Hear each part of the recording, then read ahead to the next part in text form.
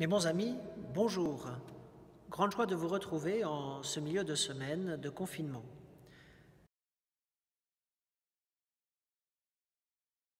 Ce matin, je voulais reprendre quelques éléments de la dernière lettre que le pape a adressée aux jeunes. Il vit le Christ, Christus vivit. En cette semaine de prière pour les vocations, il me semble important de reprendre certains points de cette lettre magnifique que je ne peux que vous inviter à lire. Tout d'abord, l'évangile de la jeunesse. En effet, chers jeunes, il y a une bonne nouvelle, une nouvelle extraordinaire qui te concerne. Tout d'abord, c'est que Dieu t'aime. Il t'aime comme un père affectueux, pédagogue, parfois sévère, mais fort et vigoureux. Tout l'Ancien Testament, par les paroles des prophètes, est là pour nous le rappeler. Oui, tu as de la valeur pour lui. Tu es absolument unique à ses yeux. Tu lui importes car tu es une œuvre de ses mains. Et sache que ce Père qui t'aime n'a pas peur de ton dialogue, de tes questions, de tes doutes. Mais ce qui l'inquiète, c'est plutôt ton absence de dialogue avec lui. C'est ton isolement. Alors, parle avec ce Père qui t'aime. La deuxième bonne nouvelle, c'est que Jésus, le Christ, te sauve. Il s'est livré pour te sauver. Alors, regarde-le, accroche-toi à lui, laisse-toi aimer par lui, laisse-toi sauver par lui. La vraie chute, et nous en faisons l'expérience dans notre vie, c'est que nous tombons, certes, mais la vraie chute, c'est que lorsque nous tombons, nous refusons de nous laisser aider par Jésus. Alors, accepte d'être pardonné par lui, d'être relevé par lui. Reçois avec gratitude le don qu'il fait de lui-même sur la croix. La troisième bonne nouvelle, c'est que Jésus n'est pas un souvenir, un objet de musée.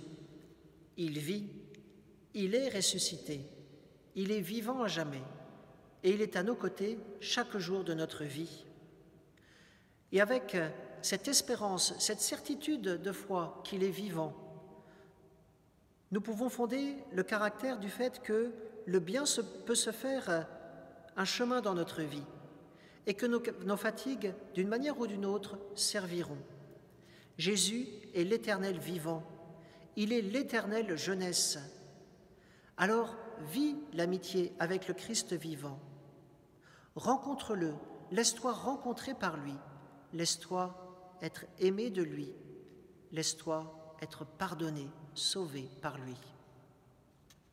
Le dernier point de cet évangile de la jeunesse, c'est que lorsque nous rencontrons le Père, lorsque nous rencontrons Jésus le Fils, le Christ vivant à jamais, nous rencontrons aussi l'Esprit Saint.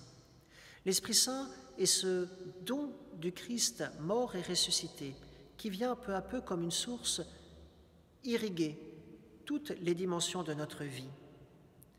Alors, invoque chaque jour l'Esprit Saint. Il est la source, lui aussi, de la meilleure jeunesse.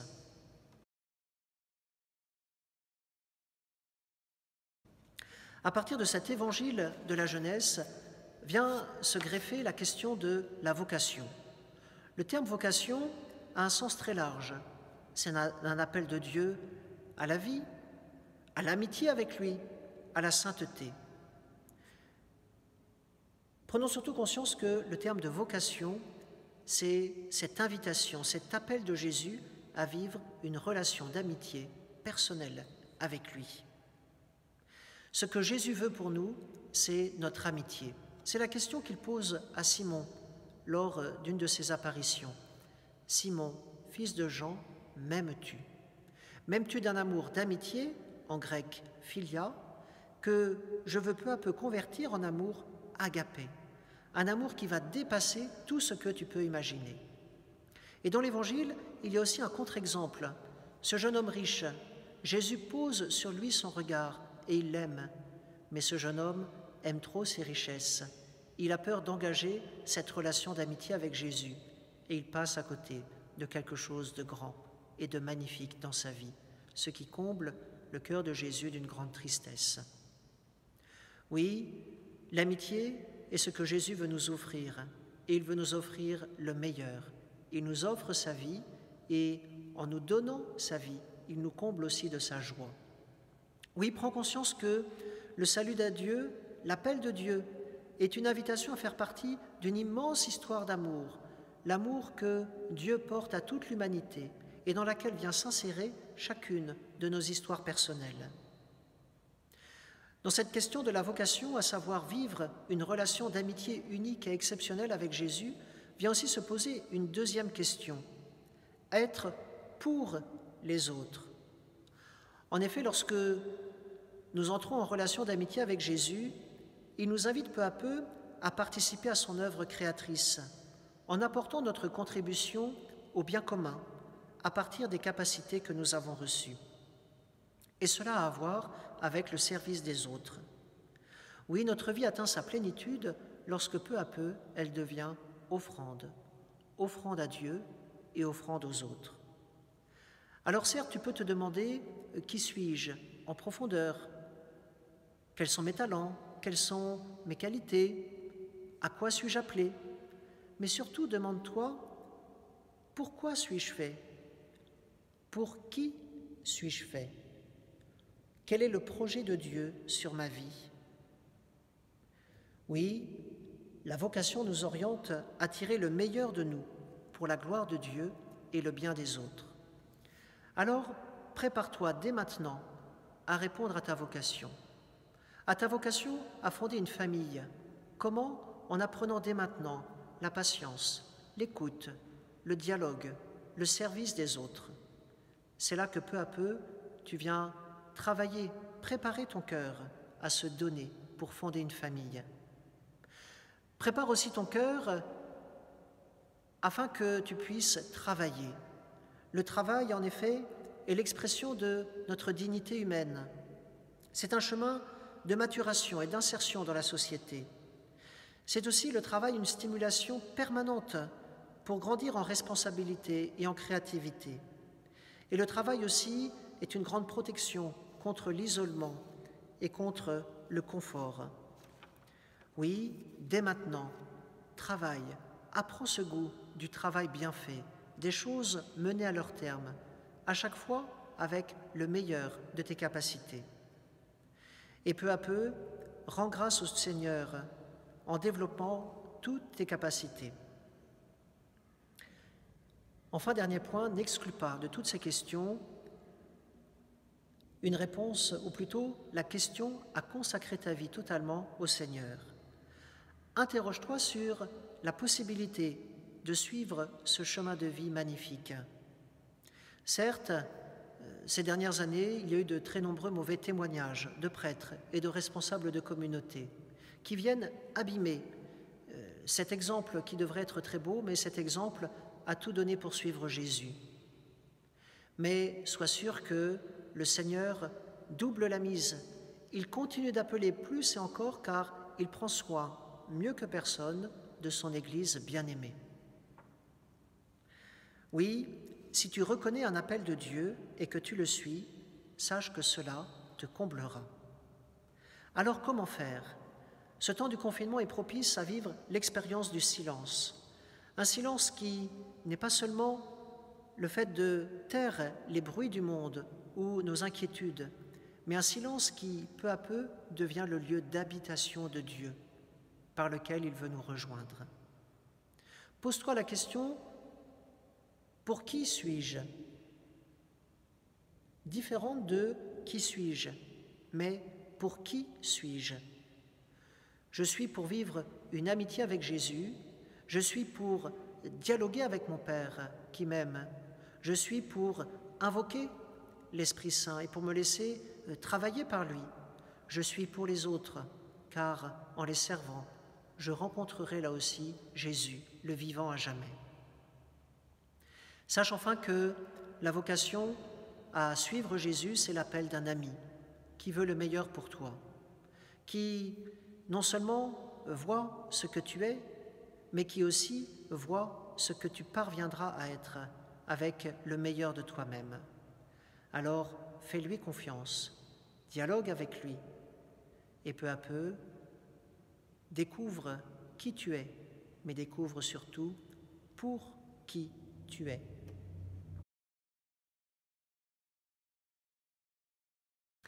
Enfin, aujourd'hui, je célébrerai la messe pour nos éleveurs. Je célébrerai la messe chez un éleveur de poules, avec cette production d'œufs qui doit faire face à une demande plus forte des consommateurs en ce moment.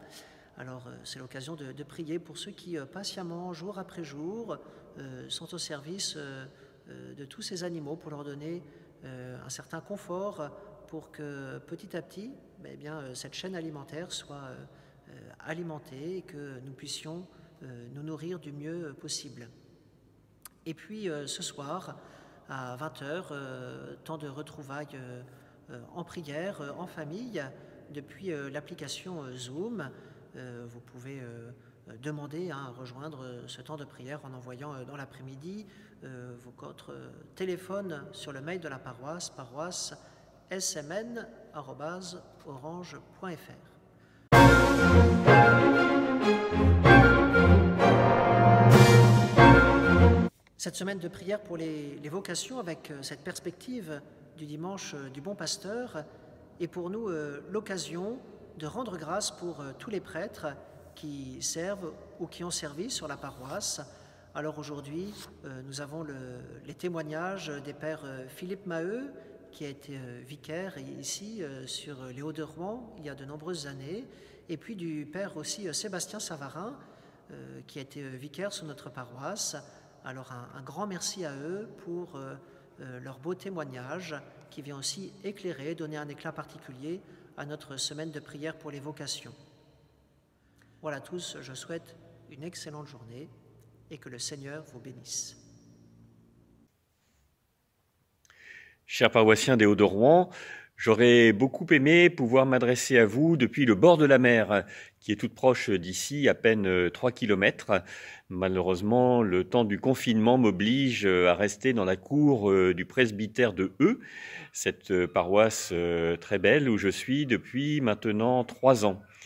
Je garde forcément un souvenir ému des Hauts-de-Rouen et de Biorel parce que ce fut ma première paroisse il y a maintenant plus de 20 ans avec le père Paul Flamand mais aussi avec Bertrand Laurent pendant 4 ans.